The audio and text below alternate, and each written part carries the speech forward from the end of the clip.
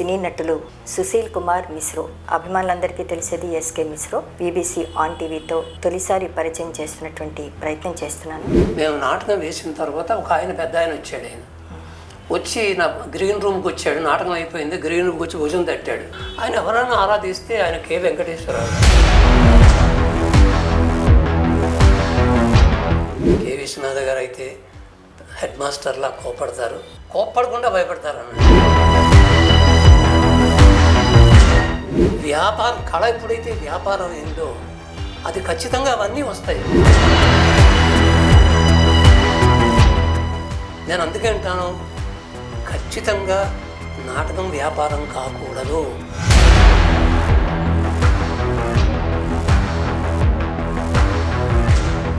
ఆ విజయన్ అన్నవాడు ఇప్పుడేమో మొన్న మీటింగ్ పెడితే లక్షల కొద్ది జనం వచ్చారు.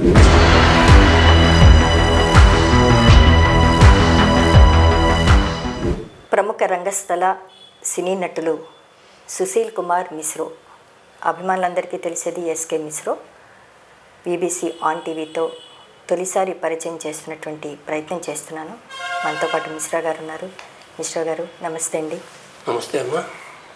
మాకు ఈ విలువైనటువంటి సమయాన్ని మాకు కేటాయించి మాతో కొన్ని విషయాలు పంచుకోవడానికి మీరు అవకాశాన్ని ఇచ్చారు. సో బీబీసీ ఆన్ టీవీ తరపున మీకు ప్రత్యేకించి కృతజ్ఞతలండి. మిశ్రో గారు, మీ పేరు చూస్తే చాలా డిఫరెంట్గా ఉంది, ఎస్కే మిశ్రో. మీరు తెలుగువారా, ఒరిస్సా నుంచి ఇక్కడికి వచ్చి స్థిరపడ్డారా? ఏంటి మీ నేపథ్యం ఏంటి? మా నాన్నగారు శ్రీకాకుళం డిస్ట్రిక్ట్ తాలూకా టక్కిలి దగ్గర పరశురాంపురం అనే ఒక ఊరుంది. ఆ గ్రామం ఒకప్పుడు మాకు ఆ రాజుగారు అంటే పూరి రాజుగారు వారి తమ్ముడు ఇద్దరు విడిపోయిన కారణంగా పర్లాకిమిడిని ఒక సంస్థానంగా పెట్టుకున్నారు. ఆయనే కొంతమంది బ్రాహ్మణ్ ఫ్యామిలీస్ తీసుకొచ్చి పరశురాంపురం అగ్రహారాన్ని ఇచ్చారు. ఇవ్వటంతో వాళ్ళతో పాటు వచ్చిన వాళ్ళం మేము, అంటే మా 4 ఫాదర్స్ వాళ్ళంతాను. వాళ్ళు ఇక్కడికి వచ్చిన తర్వాత విశాఖపట్నం వచ్చారు. విశాఖపట్నం ఫాదర్ వచ్చి సుమారుగా ఒక 120 ఏళ్ళు అయింది. ఆయన ఇప్పుడు లేరు, కాలం చేశారు. ఆ రకంగా మేము ఇక్కడే పుట్టాం కాబట్టి మేము మరి ఒరిస్సా వాసులమో లేకపోతే ఆంధ్రదేశం నాగరికులు అన్నది మీరు తేల్చాలి. ఏమైనా సరే ఇక్కడ నేను పుట్టి పెరిగి ఈ ఇంట్లోనే పుట్టి పెరిగి ఉన్నాను. అంచేత ఇది నేను అనుకుంటాను మనం ఉన్న చోటే మన ఊరు కాబట్టి నేను 99% సుమారుగా తెలుగువాడిని నేను. ఎందుకంటే నాకు ఒరియా కంటే తెలుగే బాగా వచ్చు. ఎవరైనా గట్టిగా తెలుగు ఒరియా మాట్లాడితే నేను కొంచెం జంకుతాను, తెలుగు మాట్లాడితే జంకాను. ఎందుకంటే ఆ ఫ్లూయెన్సీ ఉంది నాకు. అంచేత నేను తెలుగు వాడిని. ఇప్పుడు చెప్పండి. సో చాలా సంతోషం. అయితే మీరు నాటకాలు, మీ ప్రస్థానం, మీరు నాటక రచయితగా కూడా మీరు మంచి పేరుంది. ఫస్ట్ ఆఫ్ ఆల్ మీ ప్రస్థానం నాటక రంగం అని తెలిసింది నాకు. సో మీరు అసలు నాటకాలకు ఎలా వచ్చారు? మీకు ఎందుకు ఎవరినైనా అంటే ఎవరినైనా చూసి మీరు మీ నాటక రంగం వైపు దృష్టి మళ్లించారా? ఎలా అయింది? నాకు స్వతహాగా నటన పట్ల ఒక అభిమానం ఉంది. అది ఎలా వచ్చిందంటే మా ఇంటి పక్కనే అంటే సుమారుగా ఆ జంక్షన్, అది doctor Ramarao, captain Ramarao junction అంటారు. అక్కడ సుమారుగా ఒక స్టేజు వ్యవహారం అంతా ఉండి ఆ రోజుల్లో అంటే మా చిన్నతనంలో అక్కడ బుర్రకథలు, హరికథలు, నాటకాలు, పౌరాణిక నాటకాలు ఇవన్నీ వేస్తూ ఉండేవారు. మేము చూస్తూ ఉండేవాళ్ళం. ఏ రాత్రి 10ంటికో వెళ్ళి తెల్లవారు ఎప్పుడో అయ్యేది, మేము నిద్రపోయేవాళ్ళం. మా ఇంట్లో వాళ్ళు వచ్చి మమ్మల్ని ఈడ్చుకుపోయేవారు. అలాగా నాటకం పట్ల ఒక రకమైన అభిరుచి ఏర్పడింది నాకు. ఏంటి వీళ్ళు ఎలా చేస్తున్నారు ఇవన్నీ అనే ఒక ఏదో ఆకాశం నుంచి దిగి వచ్చిన దేవతల అన్నంత ఫీలింగ్ ఉండేది నాకు.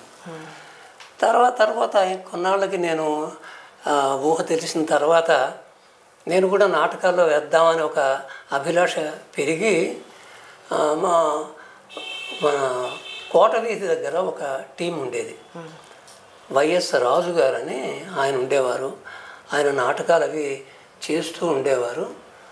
అప్పుడు మరి ఎలాగ ఆయనతో కాకతాళీయంగా కలిసేమో తెలియదు కానీ గుర్తులేదు నాకు.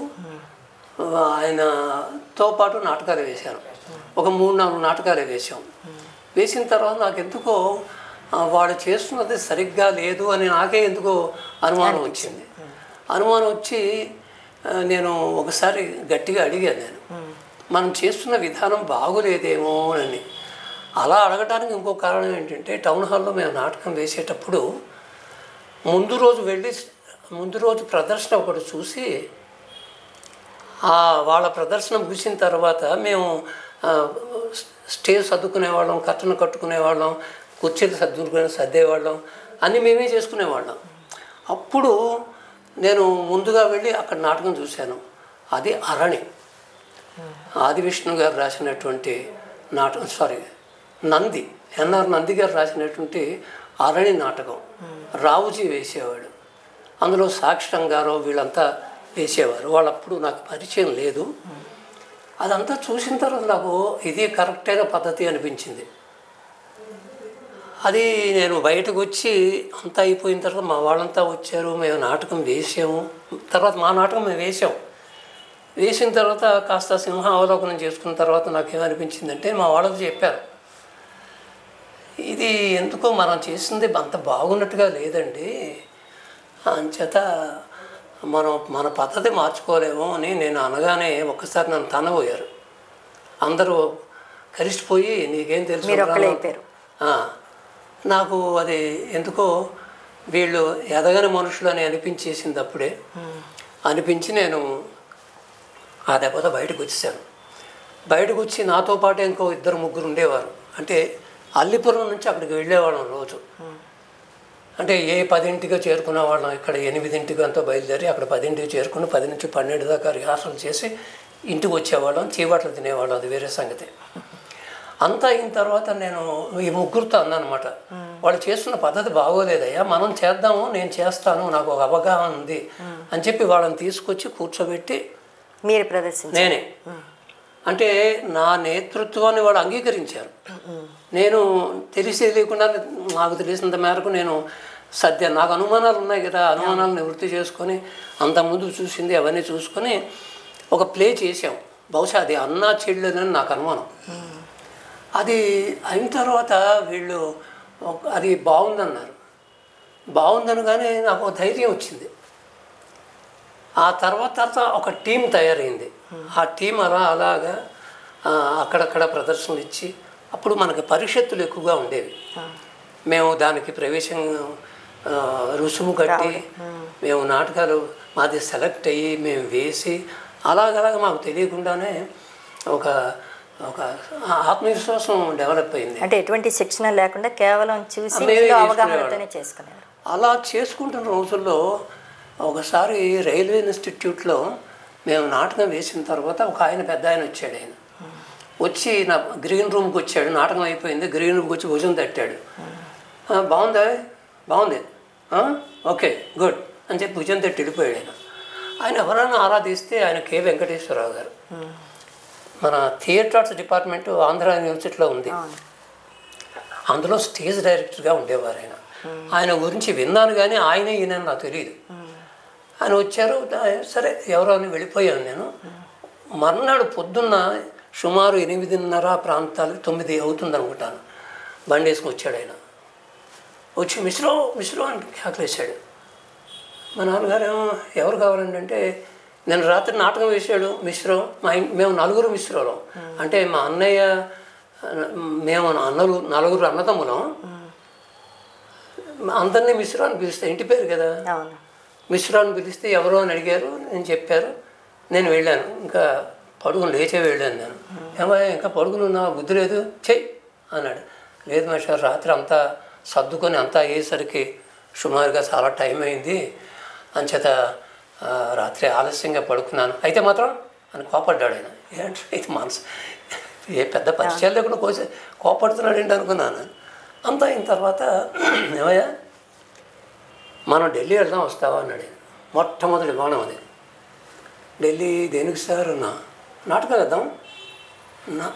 నాటకం అలాగే సార్, వస్తాను సార్ అన్నా. కానీ నువ్వు థియేటర్ ఆర్ట్స్లో స్టూడెంట్ ఇవి కావాలయ్యా అన్నాడు. అవుతానండి అన్నాను. అవుతావు నిజమే, కానీ దానికి ఫీజు కట్టాలన్నాడు. ఫీజు కడతానండి అన్నాను. అయితే రేపు పొద్దున వచ్చాయి అన్నాడు. అక్కడి నుంచి వెళ్ళాను. అలా అలా కొనసాగింది. అప్పటికి నేను ఉద్యోగంలో చేరి విశాఖపట్నం పోర్ట్ ట్రస్ట్లో గుమస్తా ఉద్యోగంగా చేరి సుమారుగా ఒక నెల రోజులు అవుతుంది. అంతే. నెల 15 రోజులు అవ్వచ్చు.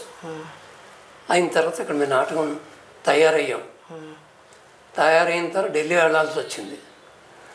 ఢిల్లీ వెళితే వెళ్ళడానికి ముందు సెలవులాగా కొత్తగా జాయిన్ అయ్యాను. ఏం చెప్పేవారు? చెప్పాను, ఆయనే చెప్పారు, మేషారే చెప్పారు. ఏమయ్యా నీకేం సెంటిమెంట్స్ ఉన్నాయా అన్నాడు ఆయన.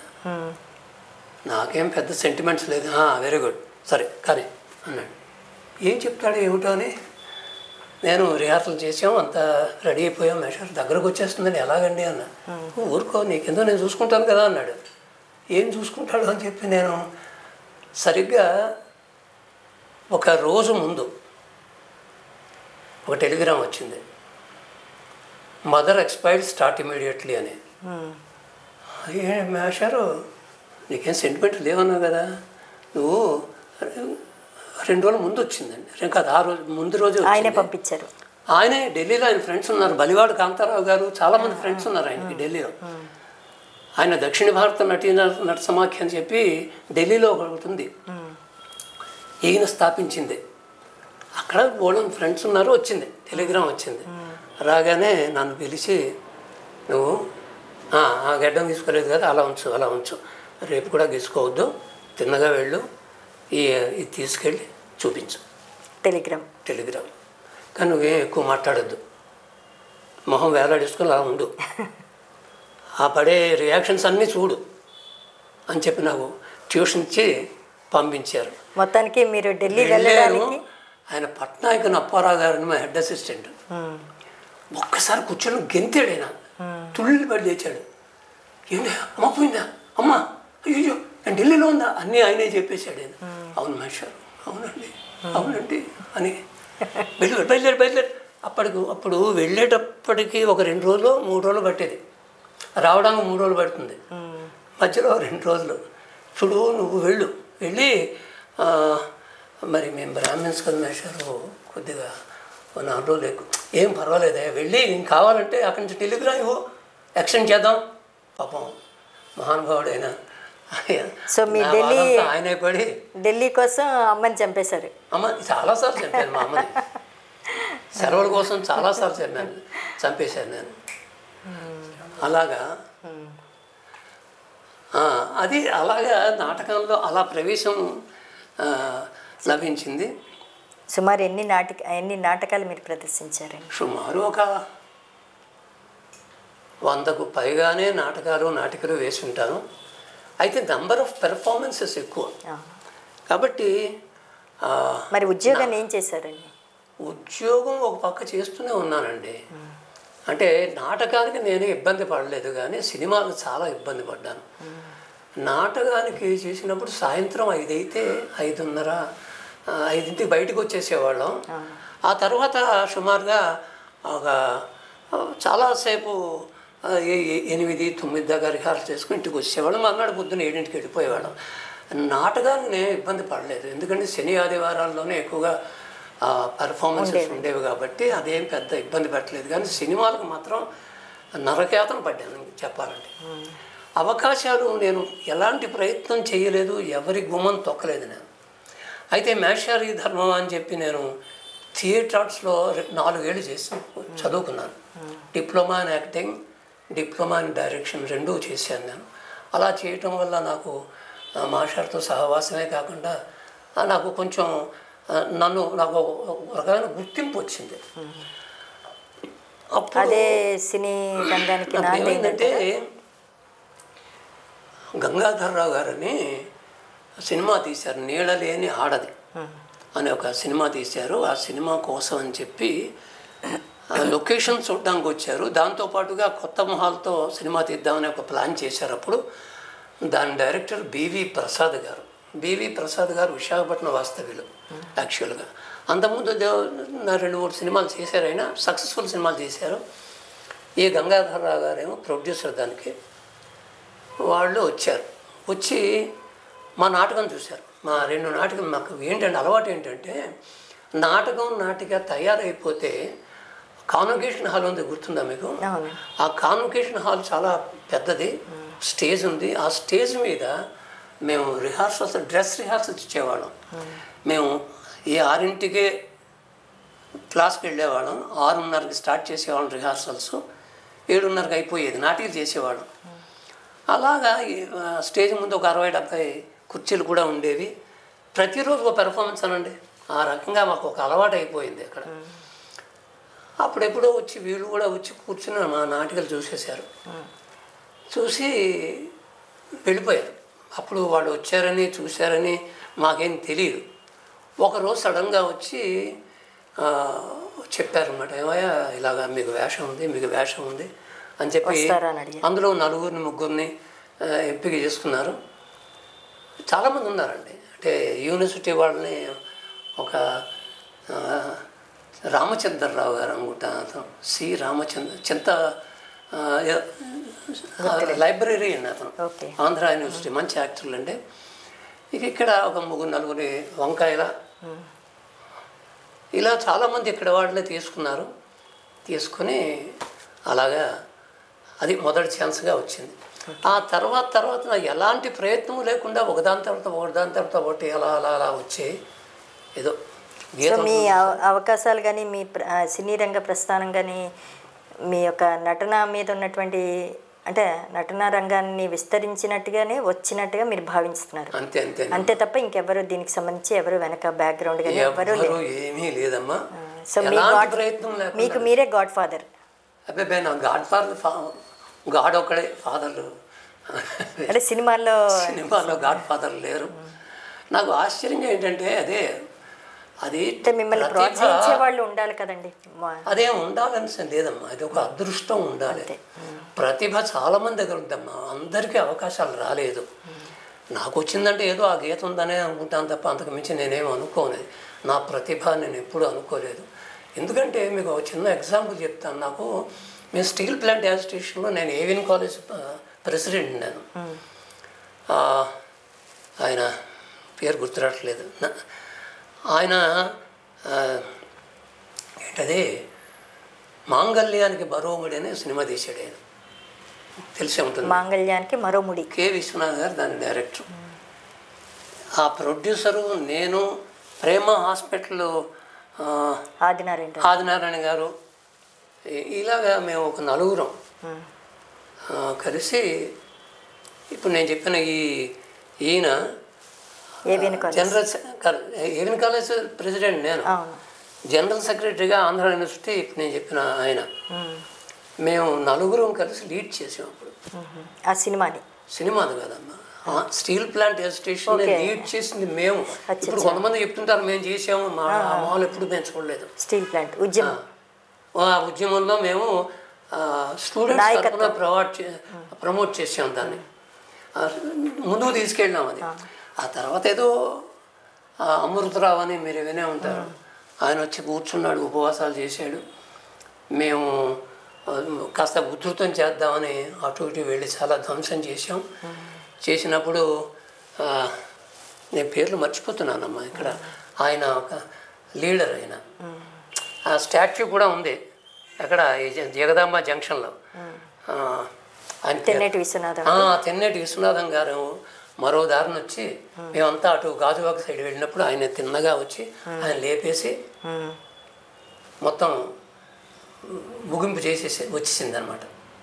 సో స్టీల్ ప్లాంట్ రావడానికి కూడా ప్రధాన కారకులుగానే దాన్ని నాంది ప్రస్తావన మేమే చేసాం చెప్పాలంటే.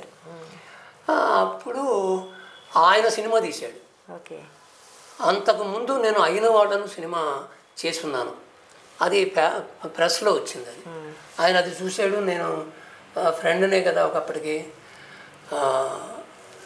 తీసుకుని ఈ పరిచయం చేశాడు, కె విశ్వనాథ్ గారికి పరిచయం చేశాడు. ఆయన రమాప్రభ పక్కన నేను చేశాను, మాది సెపరేట్ ట్రాక్, కామెడీ ట్రాక్. అందులో ఆ విధంగా విశ్వనాథ్ గారికి పరిచయం అయ్యాను అంతే. అక్కడి నుంచి మొదలైంది. అక్కడి నుంచి అలా వెళ్ళింది అది. ఈయనకి ఎందుకు మనసు పుట్టిందో నాకు వేషం ఇవ్వాలో నాకు తెలియదు కానీ అలాగా అంటే అదృష్టం మనిషిని ఈడ్చుకెళ్తుందేమో. నేను అదృష్టం ఇంత పరిగెత్తలేదు, అదృష్టమే నన్ను ఈడ్చుకెళ్ళింది అలా అంటాను నేను. సో వెంటనే అవకాశాలు వచ్చి అలా తర్వాత కానీ ఎక్కువగా మీరు కె విశ్వనాథ్ సినిమాల్లో ఎక్కువగా ఎక్కువ చేశారు. ఓదాని తర్వాత అలా వచ్చాయి. సాగర సంగమం, కొంచెం దగ్గర అయ్యాం, శుభలేఖ. ఈ తర్వాత మన ఈటీవీ వాళ్ళు సినిమా తీశారు, మయూరి కదా ముందు. అది పెద్ద హిట్ అయింది కూడాను. జంధ్యాల సెకండ్ సినిమా అది. శ్రీవారికి ప్రేమలేఖ. శ్రీవారికి ప్రేమలేఖ వేసినప్పుడు నాకు ఆ వేషం ఇచ్చాడు ఆయన. అందులో కామెడీ వేషం. ఏమైనా గుర్తుందండి కామెడీ?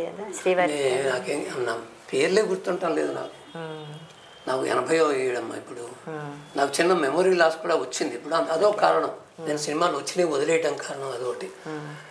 కానీ మొత్తంగా సినిమాల్లో చేసినప్పుడు వాళ్ళంతా రకంగా ఆదరించారని చెప్పాలి. అయితే వెళ్ళంగానే కలిసిపోయే స్వభావం ఉంది కాబట్టి నేనేం పెద్దగా ఇబ్బంది పడలేదు. అలా ముందుకు సాగిందమ్మా, ఎలాంటి ప్రయత్నం లేకుండానే. ఎవరి దర్శకత్వం మీకు ఎక్కువగా నచ్చింది? మీరు దర్శకత్వం ఉన్నది ఒక పెద్ద బాధ్యత అమ్మా. అది ఎంత బాధ్యత అంటే ప్రొడ్యూసర్ కనీసం దర్శకుడి మీద ఆధారపడి ఈయన చేసుకుపోతాడు, నాకేమి అన్న ధైర్యంతో ఉంటాడు, డబ్బు పెట్టేస్తాడు. కానీ దర్శకుడు ఎలా ఉంటుందంటే మొదలుపెట్టిన దగ్గర నుంచి, కథ ఎంచుకున్న దగ్గర నుంచి, పాత్రలు ఎంచుకున్న దగ్గర నుంచి రిలీజ్ అయ్యి బాగుంది అనేదాకా ఆయనకున్న టెన్షన్ ఎవరికి ఉండదమ్మా. అంటే గ్యాంబ్లింగ్ ఆడేటప్పుడు ప్రొడ్యూసర్ టెన్షన్ ఎలా ఉంటుందో గ్యాంబ్లింగ్ ఆడేవాడి టెన్షన్ ఎలా ఉంటుంది. కానీ ఆ బాధ్యత తీసుకుని ఇదంతా నెత్తినేసుకున్న దర్శకుడు ఉన్నాడే వాడికి అపారమైన టెన్షన్ ఉంటుందమ్మా. అది మాటలు చెప్పదగ్గది కాదు. అంచేత అది దర్శకుడు ఎవరు బాగా చేస్తాడు. కొందరు ఉంటుందంటే కొందరు అరిచి చేయించుకుంటారు, కోప్పడిపోతారు, కొందరు కోప్పడరు. ఎందుకంటే ఆర్టిస్ట్ని ఎప్పుడైతే మీరు కోప్పడిపోయి మీ డిప్రెషన్స్ అన్నీ వాడి మీద ఎత్తి రుద్దుతారో వాడు లైటు డిమ్ అయిపోతుంది, మొహంలో ఉన్న వెలుగు ఆరిపోతుంది. కాబట్టి చాలామంది అలా చెయ్యరు. ఇంకోటి ఏంటంటే ఆర్టిస్టులు కూడాను 4-5 చోట్ల చేసి ఒక ఫిల్టర్ అయ్యి వస్తారు. కాబట్టి అంత ఈజీగా వాడు బాధలు పడరు, వీళ్ళు బాధ పెట్టరు. కాబట్టి ఇవి ఎవరు మంచి డైరెక్టర్లు అంటే చెప్పడానికి అందరూ మంచి డైరెక్టర్ కాకపోతే రెండో సినిమా ఉండదు. మీరు చేసినవన్నీ కూడా చాలా మరో చరిత్ర బాలచంద్ర గారు. అవునమ్మా, అది ఆయన కూడా అలాగే పరిచయం నాకు. థియేటర్స్లో ఉన్నప్పుడు ఆయన వచ్చారు, చూశారు. అప్పుడే ఆయన దగ్గర అసోసియేట్ ఒక ఆయన ఉండేవాడు. ఆయన కుక్క కాటు చెప్పు తప్ప సినిమాలు తీసాడు. ఆయన దాని డైరెక్టర్ అయ్యాడు. ఆయన కొత్తగా డైరెక్టర్ అయ్యి వెళ్ళిపోవడంతో నేనేమో ఆయన పరిచయం అయిన తర్వాత ఆయన అడిగాడు, ఆయన నాకు తెలుగు అసిస్టెంట్గా ఉంటావా అని. లేదు సార్, నేను ఉద్యోగం చేస్తున్నాను సార్ అన్నాడు. అంటే ఉద్యోగం ఉంటే నేనే చేసేవాడిని కదా అన్నాడు ఆయన. నువ్వు ఉంటే బాగుంటుంది రావయ్య అన్నాడు. వస్తాను సార్ అన్నా. నాకు ఎంత కోఆపరేట్ చేశారంటే ఆయన షూటింగ్ టైంలో అయిపోతే సార్ షూటింగ్ అయిపోయింది వెళ్ళు అని పంపించారు. డబ్బింగ్ కోసం వెళ్తే డబ్బింగ్ ఆర్గనైజ్ చేసిన సార్ వెంటనే పంపించేవారు నాకు. ఆ రకంగా వాళ్ళ దగ్గర నుంచి కూడా నాకు చాలా కోఆపరేషన్ వచ్చింది. నన్ను సింగపూర్ తీసుకెళ్లారు ఆయన. విదేశంలో అడుగుపెట్టడం ఆయన ద్వారానే ఫస్ట్, బాలచంద్ర గానే. మరో చరిత్ర ఒక పెద్ద హిట్ కదా అప్పట్లో. అలాగా అడుగుపెట్టిన చోట సస్యశ్యామలంగా తయారైపోయిందేమో. హాయిగానే వెళ్ళింది జీవితం అమ్మ. ఎన్ని సినిమాలు మీరు? ఒక 50-55 సినిమాలు చేసుకుంటాను, ఒక 30 సీరియల్స్ చేసుకుంటాను. నేను ఈటీవీ వాళ్ళకి రుణపడి ఉన్నానమ్మా. నెమ్మదిగా ఒకదాని తర్వాత ఒకటి వాళ్ళు చేసిన సీరియల్స్ చాలా మట్టుకునే ఉన్నాను. సుమన్ గారు పాపం పోయి ఏ లోకంలో ఉన్నారో కానీ ఆ సుమన్ గారు ఆయన ఏదైనా టేకప్ చేస్తే ప్రాజెక్టు నన్ను పిలిచేవారు తప్పనిసరిగా. పాపం త్వరగా వెళ్ళిపోయాడు ఆయన. అంచేత నాకేమీ లోటేం లేదు. మీకు ఏది సంతృప్తినిచ్చింది? అంటే సినిమాల్లో నటించడం ఒక మిగిల్చిందంటారా? లేదా సీరియల్లో నటించడం మీకు అంటే సీరియళ్ళు సినిమాలు రెండూ ఒకలాంటివేనమ్మా. ఆర్టిస్ట్ అన్నవాడు దానివల్ల సంతృప్తి పొందలేడు. నాటకం ఒక్కడే సంతృప్తినిస్తుంది. మీరు కావలసినంత రిహార్సల్ చేస్తారు, స్టేజ్ ఎక్కుతారు, తెర తీస్తారు. తెర తీసిన తర్వాత మొదలుపెట్టిన దగ్గర నుంచి చివరి దాకా ఒక ఒక మూడ్లో ఉంటారు. మీకు కావాల్సిన ఎమోషన్స్ అన్నీ చూపించి ఒక పాత్రని పూర్తిగా మీరు ప్రజెంట్ చేస్తారు. జనం నుంచి ఇమీడియట్ రియాక్షన్ వస్తుంది. ఆ రియాక్షన్ బట్టి మీకు తెలిసిపోతుంది మీరు బాగా చేశారా లేదా అని. ఎవరు చెప్పక్కర్లేదు నువ్వు బాగా చేసేవోయ్ అని చెప్పడానికి. కానీ సినిమా ముక్కలుగా తీస్తారు. అలాగే టీవీ సీరియల్స్ కూడా ముక్కలుగా చేస్తారు. అయితే రెండింటికి తేడా ఏంటంటే టాలెంట్ రెండింటికి కావాలమ్మా. దేని కష్టం దానికి ఉంది. సినిమా అయితే ముక్కలుగా చేసినప్పుడు గడించిపోయిన ముక్కలో ఎంత ఎమోషన్ చూపించారో ఆ సేమ్ ఎమోషన్ కంటిన్యూ చేయాలి, లేకపోతే చంపు వస్తుంది. తుళ్ళుతూ పేలుతున్నాడు అనుకోండి, నెమ్మదిగా మాట్లాడాడని కుదరదు. ఆ ఎమోషన్ అలా క్యారీ ఫార్వర్డ్ చేయాలి. ఆ రకంగా సినిమా యాక్టింగ్ అన్నది నటుడు కాకపోతే చేయలేడమ్మా. టీవీ సీరియల్ కూడా అంతే. అంచేత టీవీ సీరియల్స్ ఏంటంటే తక్కువ వ్యవధిలో ఎక్కువ ప్రోడక్ట్ రావాలి వాళ్ళకి. అంటే ఒక ఎపిసోడ్ పూర్తవ్వాలి అంటే కనీసం 2.5 రోజులు, మహా డైరెక్టర్ అయితే 1.5 రోజులు అయిపోవాలి. అయిపోతేనే కిడుతుంది వాడికి, వాడు పెట్టిన డబ్బు కిడుతుంది. శ్రమ రెండూ ఒకటే. ఇంకా చెప్పాలంటే టీవీ సీరియల్లోనే శ్రమ ఎక్కువ. మీకు కంఠస్థం చేసి ఒక 4 రిహార్సల్ చేసుకుని స్క్రీన్ ముందుకు వచ్చే, కెమెరా ముందుకు వచ్చే అవకాశం సినిమా ఉంది. కానీ టీవీ సీరియల్ అలా కాదు. మీరు చెప్పండి నేను చెప్తాను అని ప్రాంప్టింగ్ మీద వెళ్ళిపోతుంటుంది చాలా మట్టుకు. మీరు వేషం కూడా పూర్తిగా చదవనివ్వరు. అదే సార్ నేను చెప్తాను కదా మీరు కానివ్వండి అంటాడు ఆయన. దాని పూర్వపరాలు తెలియకుండా ఏం చెప్తారు మీరు? కానీ చెప్తుంటారు, అలా వెళ్ళిపోతూ ఉంటుంది. ఎంత తొందరగా పూర్తి చేస్తే అంత మంచి నటుడు అవుతాడు, అంత మంచి దర్శకుడు అవుతాడు. లేకపోతే ఎందుకు పనికిరాడు. ఇప్పుడు టీవీ సీరియల్ ఒక ఎపిసోడ్ సుమారుగా ఒక 4-5 రోజులు తీసాడు అనుకోండి, వాడు ఎందుకు పనికిరాని వాడే. ఎందుకంటే కిట్టదు వాళ్ళకి, వాళ్ళు పెట్టిన డబ్బు కిట్టాలి అది. ఆ రకంగా టీవీ సీరియల్స్ ఏమి వాళ్ళకి తొందరగా ప్రాంప్టింగ్ మీద ఎవరైతే నడిపిస్తారో గబగబా చేస్తారో వాళ్ళు మంచి నటులు, మంచి దర్శకులు. మీరు నటించిన సినిమాలు దాదాపు 50-55 అంటున్నారు. మీకు నచ్చిన సినిమా బాగా మీకు అంటే హృదయానికి హత్తుకున్నాడు కానీ, లేదంటే మీకు తృప్తినిచ్చాను ఇందులో ఈ పాత్రలో నాకు బాగా నచ్చింది, సంతృప్తినిచ్చింది ఈ పాత్ర అన్నది మీకు ఏమైనా గుర్తుందండి? అది అలా చెప్పాలంటే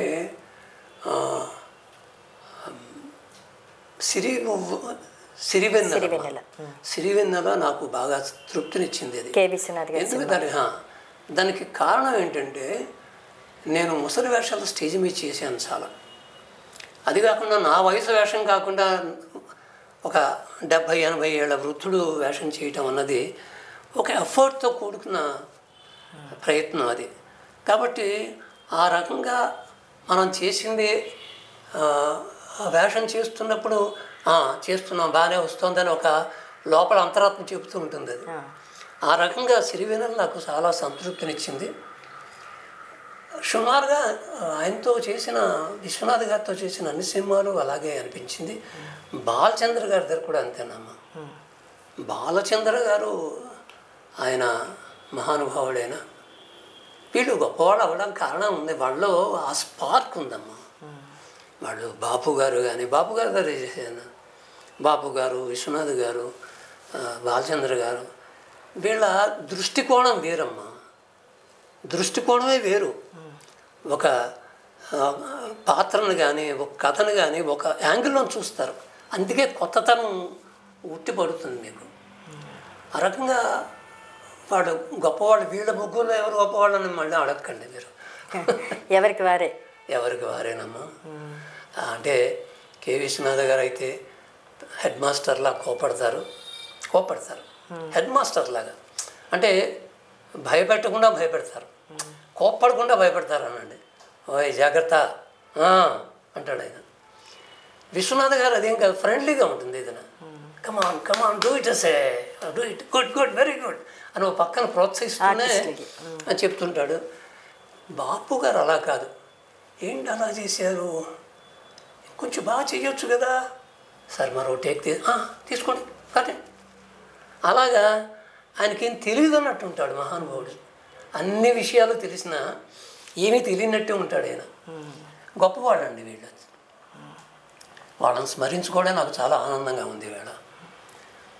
మీకు బాగా హత్తుకునే అంటే మీకు బాగా గుర్తింపునిచ్చినటువంటి సినిమా కానీ పాత్ర కానీ ఏమైనా గుర్తుందండి?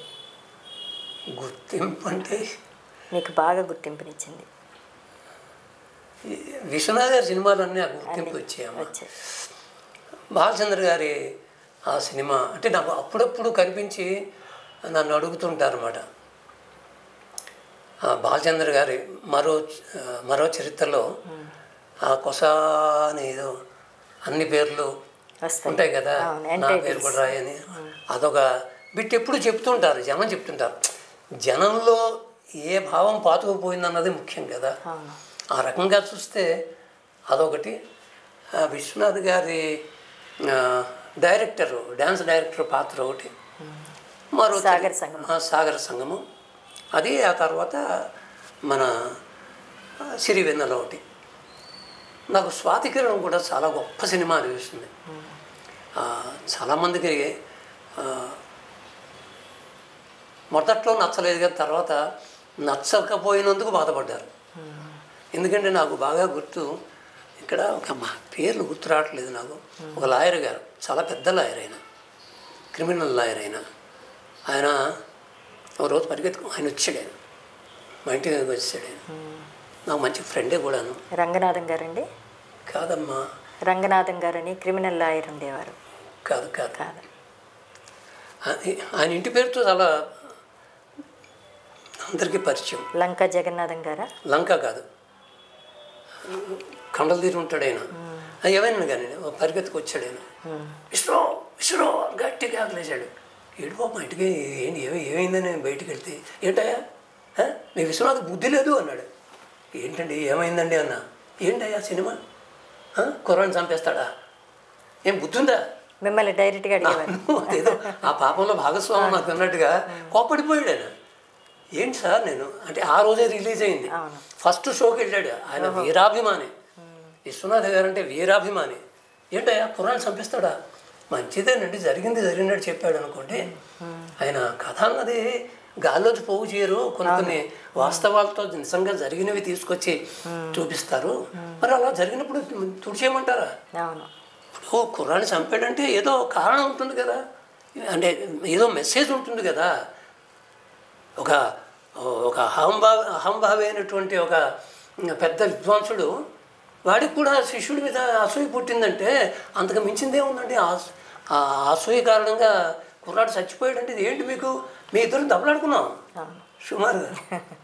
అలాగా ఆ సినిమా మీద మీ ఇద్దరి మధ్య వాదన జరిగింది.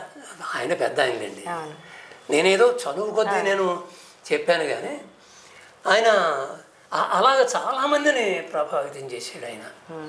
విశ్వనాథ్ గారి సినిమాలు చాలా కళాఖండాలండి. నాకు మాత్రం చాలా అద్భుతాలు అనిపిస్తాయి అవి. అది మనకి తెలుగుదేశంలో మన బాలచంద్ర గారు, విశ్వనాథ్ గారు, బాపు గారు ఉండటం అన్నది తెలుగుదేశం చేసుకున్న అదృష్టం.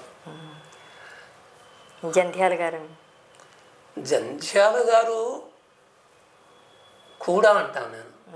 వీళ్ళ స్థాయి మనిషి కాడండి అని నాకు అనిపిస్తుంది, అది నా అభిప్రాయం. అంటే అన్ని రకాలుగా విద్యుత్తున్నవాడు, కానీ ఏమైంది అంటే అసలు నా అనుమానం ఏంటంటే జంధ్యాల గారిని, నాకుంటే చిన్నవాడండి, జంధ్యాల 2-3 సార్లు ముందు పరిచయం చేసి నమస్కారం సార్ నన్ను అనేవాడు. ఆ తర్వాత డైరెక్టే మంచివాడండి. మంచితనం కాదు కదా మనం మాట్లాడుకునేది. ఆయనని ఒక రకంగా కుట్ర చేసి పడగొట్టారనిపిస్తుంది నాకు, నా అనుమానం. ఇది నిజమని అంటం లేదు నేను. ఎందుకంటే అతను బహుముఖ ప్రజ్ఞాశాలి, ఎవరు కామెడీ చేయగలడు, కామెడీ రాయగలడు, ఆనంద భైరవ లాంటి సినిమాలు తీయగలడు, అంటే నవరసాలు పండించగలడు. కానీ అతన్ని హాస్య బ్రహ్మ అనే బిరుదును ఎత్తిన పెట్టి అతని హాస్యానికి పరిమితం చేయగా ఆయనను మెల్లమెల్లగా తన వేషాలనే తను కాపీ కొట్టి, తను క్రియేట్ చేసిన వేషాలని తను కాపీ కొట్టి అవే సినిమా తీసి జనం మీద రుద్ది అన్పాపులర్ అయిపోయి అంటాను నేను. నిజం మాట్లాడుకుందాం. జంధ్యాల గారు ఆ రకంగా కొంత నష్టపోయాడు. ఆయన పాపం తెలియకనే. దానికి కారణం అంటే ఆయన చుట్టూ ఉండే మనుషులు ఉంటారమ్మా, అద్భుతాలు సార్, ఓహోహో సార్, ఆహాహా సార్ అంటారు. ఆ రకంగా నేను అనుకుంటాను. నాకు బాగా పరిచయం జంధ్యాల గురువు ఉన్నాడే ఎంసి దాస్ గారని, నాకు మంచి మిత్రుడు. ఆయనే నాకు పరిచయం చేశాడు. ఒకప్పుడు సంధ్యారాగంలో శంఖారావం అని ఓ నాటకం పట్టుకొచ్చాడు ఆయన. ఎంసి దాస్ పరిచయం చేశాడు. ఇదిగో నాయ మా శిష్యుడు అంటే ట్రెమ్గా ఉన్నాడు, హీరోలా ఉన్నాడు. అప్పుడు ఇంకా నాటకం ఒక గంటలో స్టార్ట్ అవుతుంది. మేకప్ చేసుకుని బయటకు వచ్చి పరిచయం చేశాడు నాకు. మరి అలాంటి జంధ్యాలని అలా పైకి ఎదగనివ్వకుండా కొంత ఆపారు, అడ్డుకట్టి. మన అనుమానమేనండి. పైకి ఎదగనివ్వకుండా అంటే మన ప్రవర్తన కూడా కొంత ఉంటుంది. మన నిర్ణయాలు మనం ఖచ్చితంగా గట్టిగా తీసుకోబట్టి ఇతరుల ప్రభావం చేత మనం కొంచెం దారి మళ్ళీపోతామేమో అనిపిస్తుంది నాకు. మీరు బహుభాషా చిత్రాల్లో కూడా నటించారన్నారండి. ఇదమ్మా బహుభాషా చిత్రాలు అంటే హిందీ, ఒరియా చేశాను, హిందీ సినిమా ఒకటి చేశాను, తమిళ సినిమా ఒకటి చేశాను. కన్నడ చేయాల్సింది కానీ నేనే వదిలేసుకున్నాను, నా వల్ల కాదని. అది దేవారా కాదు, ఏంటది తప్పు తాళంగాలని ఒక సినిమా తీశారు. అది నేను బాలచంద్ర గారి దగ్గర అసిస్టెంట్గా వర్క్ చేశాను, చెప్పాను కదా. ఆయన దగ్గర పని చేశాను నేను. తప్పు తాళంగాలని ఒక సినిమా తీద్దామని ప్లాన్ చేశారు. దాంతోపాటే కన్నడలో తప్పిద తాళ అనే సినిమా ఎట్ ఏ టైం తీద్దామని ప్లాన్ చేశారు. ప్లాన్ చేసినప్పుడు అక్కడ నాకు వేషం ఇవ్వబోయారు. ఇస్తే నేను అన్నాను, వల్ల కాదండి, నాకు రాదండి, ట్యాబిల్ చేసావు కదా, కన్నడ ఏం మాత్రం చేయన్నారు. అయితే కన్నడ ఓనమాలు రావండి నాకు అన్నాను. స్క్రిప్ట్ ఉంది కదా, తీసుకో చదువు అన్నాడు. స్క్రిప్ట్ రాత్రంతా చదివానండి, ఒక్క ముక్క నాకు ఎక్కలేదు. ఇదేంట్రా బాబు, నా వల్ల కాదండి అన్న. అప్పుడు మార్చారు. అలాగే నా దగ్గరగా వచ్చిన అవకాశాలు కూడా నేను వేయలేని పరిస్థితులు ఉన్నాయి. అంటే మీరు వేయలేని పరిస్థితి అంటే కథ నచ్చక, భాష రాక, కథలు వేషాలు కాదు, వాళ్ళు ఏమిస్తే అది మహాప్రసాదంగా తీసుకున్నాను. కానీ నాకు చేత కాదని నేనే తెలుసుకున్నాను. కాబట్టి మీకేమైనా గుర్తున్న డైలాగ్ బాగా ఇప్పటికీ కాస్త? ఏమీ లేదమ్మా, నన్ను నేను మర్చిపోతాను భయంగా ఉంది నాకు. ఎందుకంటే అంత మెమరీ లాస్ ఉంది నాకు. సాగర సంగమం కానీ ఏమీ లేదు, ఏమీ లేవు. శుభలేఖ కానీ ఏమీ లేదు, అస్సలు మైండ్లో ఏమీ లేదమ్మా. ఇప్పుడు ఎలా వచ్చేస్తున్నా తెలియట్లేదు కానీ లేదు. నేను వేషాలు అక్కడే వేసి అక్కడే మర్చిపోతుంటాను. ఏమిటో మరి నాకు తెలియదు. చాలామందికి గుర్తుంటాయి. మొదటి నుంచి అంతేనండి? మొదటి నుంచి అంతేనమ్మా. అంటే నేను మళ్ళీ మననం చేసుకోవటం, బయట రిప్రొడ్యూస్ చేయడం అన్నది లేదు నాకు. ఇప్పుడు అది కూడా అలవాటు ఉండాలి కదా. స్టేజ్ ఎక్కితే మళ్ళీ ఎవరన్నా అడుగుతారు, చెప్పాలి అని ఒక ఫీలింగ్ ఉంటుంది కదా, అది లేదని ఎందుకు నాకు. సాగర సంగమంలో మీరు డాన్స్ మాస్టర్గా క్యారెక్టర్ చేశారు. కమల్ హాసన్ని పరిచయం చేసినప్పుడు అదంతా సన్నివేశం కానీ సినిమా జీవితం బాగా వెళ్ళిందమ్మా. నాటకంలో కూడా నేను గుర్తింపు పొందాను. మీరు రచయితగా కూడా మంచి గుర్తింపు ఉందండి. రచయితగా అంత గుర్తింపు కాదు కానీ నేను రాసిన నాటకాలు మేము వేసాము. నాటకాలు ఇప్పుడు ఎవరికి కావాలమ్మా? నాటకాల మీద ఎవరికి ఇంట్రెస్ట్ లేదు. ఎందుకంటే అది చాలా పనికొచ్చే వస్తువు. నాటకం ఉన్నది సమాజానికి చాలా పనికొస్తుంది కాబట్టి అది అక్కర్లేదు మనకి.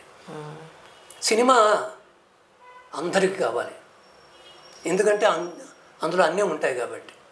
ఆ అన్నీ ఇందులో ఉండవు, నాటకంలో ఉండవు. కాబట్టి సినిమా మాత్రమే కావాలి, నాటకం మాత్రం అక్కర్లేదు. అంటే ఎవరు కోరితే అది వాళ్ళకి ప్రాప్తం అవుతుంది. నాటకం నాకు ఒక సంస్కారాన్ని నేర్పిందమ్మా, నాకు చాలా పాఠాలు చెప్పింది, అయితే క్రమశిక్షణ కూడా నేర్పిందంటాను నేను. అక్కడ క్రమశిక్షణ అన్నది ఉంటుంది, కానీ దాన్ని అలవర్చుకోవాలి. మన ఎవడు సర్ది చెప్పడు, ఇలా ఉండు అని ఎవరు చెప్పరు. చెప్పినవి వేరే ఉంటాయనుకోండి, చెప్పరు వాళ్ళు. మనం నేర్చుకోవాల్సిందే. మనం నేర్చుకునే అవకాశం ఉండదు. ఎందుకు ఆ తొందరలో ఏదో కొత్త వాళ్ళతో సినిమా చేస్తే కబుర్లు చెప్పుకుంటాము, కానీ పెద్దవాళ్ళతో చేసినప్పుడు వాడే నోరు మూసుకొని కూర్చుంటారు. అంచేత పెద్ద అవకాశం ఉండదు. ప్రస్తుతం సినిమాలు ఎలా ఉన్నాయండి అప్పటికి ఇప్పటికి? మీరు చూస్తున్నారు, ఏముంది, ఒక కత్తి పుచ్చుకొని ఒక 100 మంది నరికేస్తాడు, బాగానే ఉంది. కానీ అదే పొరపాటు మీరు చేశారనుకోండి, మిమ్మల్ని జైల్లో పెడతారే. మేము నేర్చుకున్నది ఏంటి మీ దగ్గర నుంచి అంటున్నాను. అప్పట్లో సినిమాల నుంచి మేము చాలా నేర్చుకునేవాళ్ళం. ఎవరో చెప్తారు, నాగయ్య గారు లాంటి ఏదో పోతన కాదు, భక్త పోతనైనా ఏదో కొన్ని సినిమాలు చూసి జనంలో చాలా పరివర్తన వచ్చి వాళ్ళు కొందరు ఏదో మహాభక్తులు అయ్యారని అవని ఇవని చాలామంది చెప్తారు. అలాంటి రికార్డు ఒకటైనా సినిమాలు చూసిందా? ఈవేళ సినిమాలకు ఉందా? అంత ఎందుకండి, సినిమాలలో పేర్లు చూసుకోండి అంటున్నాను నేను. అప్పుడు పేర్లు ఏంటి చెప్పండి? భక్త పోతన, భక్త శబరి, లేదా చెరపకురా చెడేవు, లేదా పాతాళ భైరవి, ఇలాంటివేమో ఉండేవి. ఇప్పుడంటే ఇప్పుడు కాదు, అవన్నీ పోయాయి అనుకోండి, వేరే వస్తున్నాయి, అర్థం కాని పేర్లు పెడుతున్నారు అనుకోండి. కానీ ఏ రకంగానూ సమాజానికి ఉపయోగం లేదు. ఈవేళ సినిమాల్లో మాత్రం ఏ ఉపకారం జరగటం లేదు. ఏదో అక్కడ ఇక్కడ ఎక్కడో 1-2 ఉండొచ్చు, కాదంటలేదు. అంటే బియ్యంలో రాళ్ళు ఉంటాయి చూసారా, అలా ఉన్నాయి ఇప్పుడు. అప్పుడు రాళ్ళల్లో బియ్యం ఉండేది, మీకు ప్రామినెంట్గా కనిపించింది. ఆ బియ్యం తీసుకోవడానికి వీలుగా ఉండేది. ఇప్పుడు మనకు బోధపడని, మనకు అక్కర్లేని, మనకి ఎందుకురా ఇవి అనుకునే సినిమాలే ఎక్కువ. అంచేత సినిమా రంగం నిజంగా ఉండవలసిన రీతిలో లేదు. అది మనం చేసుకున్న దురదృష్టం. ఎందుకంటే ఇంత స్ట్రాంగెస్ట్ మీడియా అంటే ఎప్పుడో ఒకసారి ఒక గొప్ప నటుడు, తారాస్థాయిలో ఉండే నటుడు, తర్వాత ఒక చీఫ్ మినిస్టరు, ఏవో పెద్ద పెద్ద రాజకీయాల్లో చాలా పెద్ద పెద్ద పొజిషన్స్లో ఉంటారు. నేను ఎవరిని ఉద్దేశించి చెప్పట్లేదు, జనరల్గా. ఇది ఆ విజయన్ అన్నవాడు ఇప్పుడేమో మొన్న మీటింగ్ పెడితే లక్షల కొద్ది జనం వచ్చారు. అంత అభిమానాన్ని సంపాదించిన ఆ యాక్టరు, ఆ హీరో ఎంత క్రమశిక్షణతో ఉండాలి, ఎన్ని మంచి సినిమాలు తీసి ఉండాలి. సినిమాలు చూసి చెడు కనుక ప్రచారం అయితే ఇంకా ఎందుకు ఆ సినిమా? సమాజానికి మంచిది కాదు. అది మంచిది కాదని చెప్పడం ఏంటి? మంచిది కానే కాదు. అది మీకు తెలియదా, నాకు తెలియదు, ఎవరికి తెలియదు, అందరికీ తెలుసు. కానీ వ్యాపారం, కళ ఎప్పుడైతే వ్యాపారం అయిందో అది ఖచ్చితంగా అవన్నీ వస్తాయి. నేను అందుకే అంటాను, ఖచ్చితంగా నాటకం వ్యాపారం కాకూడదు. వ్యాపారం అయిందంటే మీరు 10 రూపాయలు పెట్టుబడి పెడితే 100 రూపాయల కోసం చూస్తారు మీరు. తప్పు కాదు. ఒకవేళ నేనే ప్రొడ్యూస్ చేశాను అనుకోండి, నేనే ఒక ప్రొడ్యూసర్గా కొన్ని కోట్లు పెట్టాను అనుకోండి, ఇంకో 2-3 కోట్లు ఆశిస్తాను నేను, తప్పేం లేదు. ఆ కోట్లు సంపాదించడం కోసం ఏమైనా పెడతాను ఆ సినిమాలో, ఎవరు తప్పేం లేదు. అంటే నియంత్రణ అస్సలు లేకుండా ఉంది సినిమాల మీద. నియంత్రించే ధైర్యం కూడా లేదు ప్రభుత్వానికి, లేదు. మీరు ఏం చేసుకుంటే చేసుకోండి. అంటే మీ ఉద్దేశంలో ఇప్పుడు సినిమాల్లో ఎక్కువగా హింస ధోరణి కనిపిస్తుందంటారా? ఎక్కువగా ఏది మీరు అబ్జర్వేషన్ పరిశీలన కదమ్మా, అవన్నీ మీకు తెలిసి అడుగుతున్నాను. నన్ను హింస లేదా? హింస లేని సినిమా లేదు, అశ్లీలత లేని 100 మందిని చంపిన తర్వాత వాడు జైలుకి వెళ్ళాలి. ఓ మంచి కోసం వాడు పోరాడాడని ఎలా అంటారు మీరు? కరెక్ట్. రక్తపాతం చేసింది మీరు, మంచివాడిగా చూపించింది. మంచివాడు చూపిస్తే ఎలాగా మేము ఎలా నమ్మేస్తాం? అంతేకాకుండా మీరు కత్తిపుచ్చుకుని 100 మందిని అడిగితే ఒక ఏమీ తెలియని ఒక అమాయకపు వెధవ ఏం చేస్తాడు? ఒకరిని చంపుతాడు. వాడిని క్షమిస్తారా మీరు? వాడికి శిక్ష వేస్తారు కదా. ఎందుకు వేస్తారు మీరు? లేదండి సినిమా చూశాడండి 100 మందిని చంపాడండి కాబట్టి ఈ ఒక్కడిని చంపాడు వదిలేద్దాం సార్ అంటారా మీరు? న్యాయస్థానం ఉంటుందా? అందు కదా. కానీ వీళ్ళనే జోలికి పోలేరు. ప్రస్తుతం సినిమాల్లో ఏమైనా అవకాశాలు ఏమైనా ఉన్నాయా? నేనేం చేయట్లేదు. చేయట్లేదు. నేనేం చేయట్లేదు. చెయ్యాలని అనిపించట్లేదు కూడా నమ్మా, నిజం చెప్తున్నాను నేను. కానీ సినిమా అంత స్ట్రాంగెస్ట్ మీడియా మరొకటి ఏం లేదు. సినిమా మనిషిని మార్చేస్తుంది, సమాజాన్ని మార్చేస్తుంది. కానీ హాయిగా సమాజాన్ని పాడు చేస్తుంది కూడా. అంటే షుగర్ కోటెడ్ పిల్లి ఉంటుంది సారా, అలాగా సినిమా తయారైంది. రుచిగా ఉంటుంది కానీ లోపలికి విషమే వెళ్తుంది. మరి అది మనం ఏం చేయలేము. సో ఇప్పుడున్న కాలంతో పాటు మారాలి అంటే ఇప్పుడున్న ధోరణితో మీరు సినిమాల మీద అంటే దానికి ఇంకో కారణం కూడా అనుకుంటాను. ఒరే నువ్వు ముసలాడి అయిపోయారు అందుకే నీకు నచ్చటం లేదేమో అని మా ఫ్రెండ్స్ ఇద్దరు అన్నారు కూడా. నీకు బాగుందా అన్నాను. బాగోలేదు అనుకో. మరి అనుకో ఏంటి, నీకు బాగోలేదు నాకు బాగోలేదు. అంచేత ఎన్ని కోట్లు ఖర్చు పెట్టినా ఎన్ని కోట్లు లాభాలు వచ్చినా సరే జనహితం కోసం ఏదైనా చేయాలి. జనం ఎంతవరకు ఈ సినిమా ద్వారా పాడైపోతారు అన్నది ఆలోచించాలి. ఇప్పుడు థర్మామీటర్ పెట్టి ఎంత జ్వరం ఉందో చూస్తారా? అలాగా సినిమాల నుంచి జనం ఎంత చెడిపోతున్నారు అని కూడా కనిపెట్టి ఒక మార్గాన్ని చూడాలి. అది చూడలేదు. ప్రస్తుతం నాటక రంగం కూడా ఆల్మోస్ట్ మనకి ఎక్కడో ఎప్పుడో కానీ నాటకాలు కనబడట్లేదు. నాటకం జోలికి చాలామంది రారమ్మా. ఇంకా చెప్పాలంటే నాటకాన్ని ఒకప్పుడు చాలా విపరీతంగా అభిమానించి దాన్ని ఒక మాధ్యమంగా పెట్టుకొని ప్రచారం చేసిన వాళ్ళు ఒకప్పుడు. దాని మీద బతికిన వాళ్ళు తర్వాత దాన్ని వదిలేశారు దాన్ని. కానీ పునాది సినిమాలో నటించాలన్నా పునాది నాటకం ఉండాలి కదండి. పునాది ఇప్పుడు అక్కర్లేదమ్మా. ఇప్పుడు అవసరం లేదు. ఒకసారి దాసరి నారాయణరావు గారు మెడ్రాస్లో మేము నాటకం వేస్తున్నాం.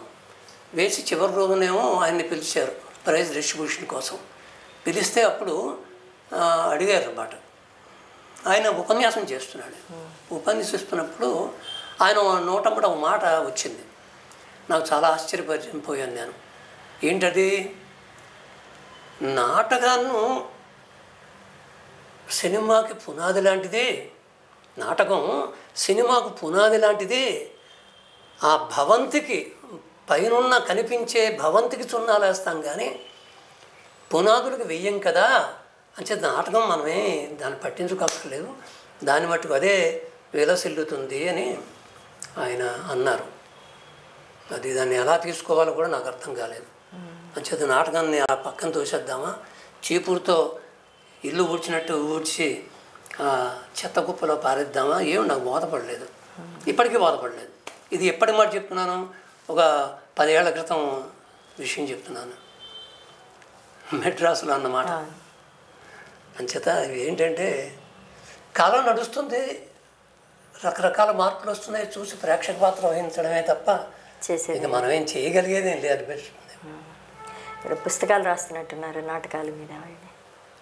లేదమ్మా, నాటకాలు రాశాను. ఇప్పుడు సుమారుగా ఒక 25 నాటకాలు రాశాను. నాటికలు కలిపి రాశాను. అవి చాలా మటుకు వేసాము. ఇప్పుడు వేయాలన్న ప్రయత్నం కూడా విరమించుకున్నాం. ఎందుకంటే ఎవరు ఒక ఆదరించేవారు నాటకం జోలికి వచ్చేవారు లేరు. ఉన్నారు, ఏదో కొద్దిమంది ఉన్నారు, 5-10 మంది ఉన్నారు. నానా యాతన పడుతున్నారు వాళ్ళంతా. దానివల్ల ఇక ఉన్నవాడితో చేయడం కాదు కదా, సరిపోయిన వాడితో చేయాలి కదా. ఇంతకుముందు ఏంటంటే సినిమా అన్నది నాటకానికి తల్లిలాగా ఉండేది. నాటకం నాటకాన్ని చూసి సినిమా వాళ్ళు నేర్చుకుని చేసేవారు. ఇప్పుడు సినిమాను చూసి నాటకం వాళ్ళు కొద్దిగా నేర్చుకుంటున్నారు. రివర్స్లో వెళ్తున్నారు. దానివల్ల ఏమైపోయిందంటే సినిమాలో చేద్దామని ప్రయత్నం చేస్తున్నారు. అలా చెయ్యకూడదని నేను అనుకుంటాను. ఎందుకంటే అది జనంలోంచి రావాలి. మీ నాటకం తాలూకా విషయం వస్తువులు ఏవైనా ఉన్నాయనుకోండి, ప్రపంచం నుంచి బయట నుంచి రావాలి, సంఘం నుంచి, సమాజం నుంచి రావాలి తప్ప సినిమా నుంచి రాకూడదు. ఎందుకంటే వాళ్ళు కూడా అందులోంచి కాపీ కొడతారు. యాక్షన్ ఓరియంటెడ్ అయిపోయింది కదా, అంచేత వాళ్ళ తీసే తీరు, ఆలోచించే విధానం చాలా వేరుగా ఉంటుంది. సినిమా నాటకం అలా కాదు. అది నాటకమే జీవితంలోంచి రావాల్సిందేనమ్మా. జీవితంలోంచి రావాలి అంటే జీవితాలను చూడాలి, ప్రపంచాన్ని చూడాలి. సినిమాలు చూస్తే రావు. కత్తిపుచ్చుకోవాలి, ఓ 10 మందిని నరకలేము. హీరో వచ్చి 100 మందిని తంతాడు, తనలేము. తన్నులు తినడానికి కూడా మనుషులు దొరకరు. అంచేత ఒక్కొక్కసారి సినిమాలు చూస్తే నాకు నవ్వు వస్తుంది అన్నమాట. ఇలా కూడా ఆలోచించవచ్చా అని. అంటే వాస్తవానికి ఎంత దూరంగా ఉంటారో అనిపిస్తుంది. మంచివి కూడా ఉన్నాయండి, లేవని కాదు, చాలా కొద్దిగా ఉన్నాయి. సమృద్ధిగా లేవు, కొద్దిగా ఉన్నాయి. ఇన్ని కోట్లు ఖర్చు పెట్టి, ఇంత డబ్బు పెట్టుబడి పెట్టి, ఇన్ని కుటుంబాలు దాని మీద ఆధారపడి, అంటే ఎలాగ ఆలోచించాలి? డబ్బు రాబట్టుకోవడమే తప్ప అంత. అంటే ఇంకొకటి ఏంటంటే ఆశ్చర్యం అమ్మా, మనుషులు కూడా అలా తయారైపోయారు. బహుశా అనుకుంటాను విషం కూడా కొద్ది కొద్దిగా తింటూ ఉంటే ఒంటికి పట్టేస్తుంది. ఆ విషం ఉంటే కానీ మనకి రోజు గడవదు, ఆకలి తీరదు. అలా అయిపోతుంది అనుకుంటాను నేను. ఆ సినిమాలకు వెర్రిగా పరిగెడుతున్నారు జనం. ఏముందిరా అంటే ఏమీ లేదు, చెప్పిన కథే చెప్తున్నారు. కథలు చూడండి, చెప్పిన కథే చెప్తున్నారు, కొత్త కథలే లేదు, ఏమీ లేదు. అప్పుడు సినిమాలో ఎంతో కొత్తదనం ఉండేదమ్మా. మన మీ పాత్రలో కూడా కొత్త శైలే ఎక్కువగా ప్రయత్నించేవారు, కొత్తగా ఇవ్వడానికి. మీరు యాక్ట్ చేసిన సినిమా కాదమ్మా అది అంటే ఏదో ఆవేశాలు కావాలి, ఎమోషన్స్ కావాలి. ఈవేళ హీరోయిన్ని ఏడిపించాలి, బాగా తన్నులు తినాలి, ఇలాంటివేవో మనిషిని కుదిపేయాలి, లేచి గెంతులు వేయాలి. ఇలాంటిది వాళ్ళతో చెలగాటం. సో అది మనలో అంతరంగంలోంచే రావాలి అదంతా, ఆ భావం. అవి ఎలా పై వెలికి తీద్దామని ప్రయత్నం చేస్తారనుకుంటున్నాను. లేకపోతే వాడేంటి కుడితే గోళ్ళ పడిపోవడం ఏంటండి? ఆడు మొన్న ఏదో చూశాను, అది కారు డోర్ లాగేసి అడ్డుకుంటాడు. లాగడం తీసి అమ్మా, ఎంత వాస్తవానికి ఎంత దూరమా? దాన్ని అంటే నేను ఎందుకు చెప్తున్నానంటే, ఆ తర్వాత వచ్చిన తరం ఏమనుకుంటారంటే, ఆహా వీడు డోర్ లాగలేకపోయాడు, వీడు మా హీరో అయితే లాగేసాడు. అంతకుముందు ఎన్టీ రామారావు గారు, ఎన్ఆర్ గారు వేస్తున్న రోజుల్లో చాలా సినిమాలు ఆయనకు చాలా ప్రబలమైనటువంటి పేరు ప్రఖ్యాతం ఉన్న రోజుల్లో, ఇప్పుడు కూడా ఉందనుకోండి, పాతాళ భైరవి రిలీజ్ అయింది. పాతాళ భైరవిలో మీకు చూసారు, గుర్తుందా మీకు? గుర్తులేదు. అందులో ఏంటంటే చిన్న తటాకం ఉంటుంది. ఆ తటాకంలో ఎన్టీ రామారావు గారు వెళ్ళి ఎవడు ఆ మాంత్రికుడిని నరికేసి, మాంత్రికుడిని వెళ్తాడు, వెళ్ళి స్నానం చేసిరా, శుభ్రంగా రా, అమ్మవారిని ప్రసన్నం చేస్తానని చెప్పి పంపిస్తే అతగాడు వెళ్ళి ఆ తటాకంలో స్నానం చేస్తాడు. స్నానం చేస్తున్నప్పుడు ఒక మొసలి కాళ్ళని పట్టుకుంటుంది. ఆ కత్తి అది ఆ ఒడ్డున ఉంటుంది. అతను లాగి ఒక 3 సార్లు గుంజాటను పడి వెళ్ళి లాగి ఆఖరి కత్తి అందుకొని చంపేస్తాడు. ఆ మొసలిని చంపుతాడు. సరే, తర్వాత దేవత అవుతుంది, అదంతా వదిలేయండి. ఇద్దరు మాట్లాడుకున్నారు, రే మన నాగ్గడైతే మాత్రం ఇలా చేయడురా, ఒక్క దెబ్బతో అయిపోను. ఎంటివాడు కాబట్టి 3 సార్లు తీసుకున్నాడు. 3 సార్లు తీసుకొచ్చి మొసలిని చంపాడు. మా నాగ్గడి ఇలా కాదు, ఇదే మాట్లాడుకుని ఇదే విన్నాను నేను. అంటే అంత వెర్రిలోనూ ఆ వెర్రి కాస్త ప్రబలిపోయి ఈవేళ హీరో వస్తే విజువల్స్ అవి ఇవి దాన్ని అభిమానంగా ఎలా వదులుకుంటారు? ప్రస్తుతం సినిమాలు ఆపేశారు, సీరియళ్ళు ఆపేశారు, నాటకాలు వేయడం కూడా ఆపేశారు, కానీ నాటకాలు రాయడం మాత్రం కొనసాగిస్తున్నాను. రామకృష్ణ అనుకుంటాను. ఎలా ఉంది మీ జీవితం? చివరి అధ్యాయంలోనైనా కాస్త రామకృష్ణ అనుకోపోవడం అన్యాయం కదా. బాగుంది, హాయిగా ఉంది నాకు. అయ్యో ఇది చేయలేకపోయినా రిగ్రెట్స్ ఏం లేవు నాకు. హాయిగా జీవితం గడిచిపోయింది, హాయిగా ఉన్నాం, పిల్లలు హాయిగా ఉన్నారు, మేము హాయిగా ఉన్నాం. సో ఎటువంటి లోటు లేదు, ఏమీ లోటు లేదు. సంతోషం ఉన్నది చాలా ఎక్కువ నాకు. తక్కువ అనుకుంటే బాధగా ఉంటుంది, కానీ ఉన్నది ఎక్కువ నాకు పైపెచ్చు ఎక్కువ అవి కావాలి ఇవి కావాలి ఏం లేవు. ఉన్నదాంతో నేను సంతోషంగానే ఉన్నాను. జీవితం బాగానే వెళ్ళిపోయిందమ్మా, బాగా వెళ్ళిపోయింది. అది. థ్యాంక్ యూ మిశ్రా గారు. మంచిదమ్మా, నమస్కారం. మొత్తంగా మా కోసం మీ విలువైన సమయాన్ని కేటాయించి మీ సినీ నాటక రంగ ప్రస్థానంతో పాటు ప్రస్తుతం వస్తున్నటువంటి సినిమా ధోరణి, వ్యాపార ధోరణితో వస్తున్నటువంటి సినిమాలు, ఇది సమాజానికి ఉపయోగపడేటువంటి రీతిలో లేనటువంటి సినిమాలు అని ఒక మాట చెప్పారు. చాలా నిజంగా ఈరోజు చర్చించుకోవాల్సినటువంటి సమయం. అది అందరూ చెప్పారమ్మా, కొంతమంది చెప్పడానికి సాహసం చేయరు. ఎందుకంటే రూపాయలు వాళ్ళవి, వాళ్ళు పెట్టుబడి పెడతారు, ఆ పెట్టుబడి నుంచి లాభాలు రావాలి, ఆ లాభాల కోసం ఏదైనా చేస్తారు. అదమ్మా. థ్యాంక్ యూ అండి. మంచిదమ్మా, నమస్తే. నమస్తే. సో ఇది ఎస్కే మిశ్రా అంతరంగం. బీబీసీ ఆన్ టీవీతో తొలిసారిగా పరిచయం చేయడానికి ప్రయత్నం చేశాను. వీడియో జర్నలిస్ట్ ప్రేమ్ కృష్ణలతో Sridevi for BBC on TV.